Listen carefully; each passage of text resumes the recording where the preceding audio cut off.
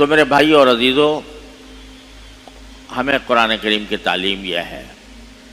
آج اگر دیکھا جائے، ہم اپنے ملک کی صورتحال کو دیکھیں تو اسی آیت کا نقشہ نظر آتا ہے کہ ظہر الفساد فی البر والبحر،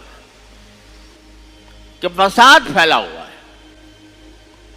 فساد ایسا پھیلا ہوا ہے کہ ہمارا یہ ملک پاکستان، اللہ تعالیٰ نے ایک ایسی نعمت ہمیں عطا فرمائی جس کا ہم شکر ساری زندگی سجدے میں پڑھ کر بھی ادا کرنا چاہیں تو نہیں کر سکتے.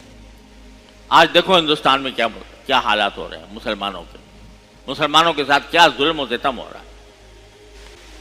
ابھی میرے پاس کسی شخص کا دہلی سے پیغام آیا کہ اس نے کہا بھئی خدا کے لیے تم اس پاکستان کی نعمت کی قدر کرو.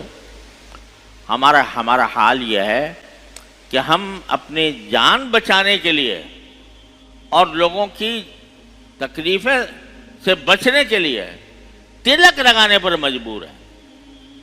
باہر نکلتے ہیں تلک لگا کے تاکہ ہمیں مسلمان نہ سمجھا جائے. بچوں کو یہ تعلیم دیتے ہیں کہ اگر تمہیں کوئی اچانک کوئی تکلیف پہنچ جائے تو اللہ تو دل میں کہنا، رام زبان سے کہنا، زبان سے رام کہنا، دل میں اللہ کو پکار، تاکہ تمہیں مسلمان سمجھ کر کوئی تکلیف نہ پہنچا دے. یہ صورتحال وہاں پر بنی ہوئی.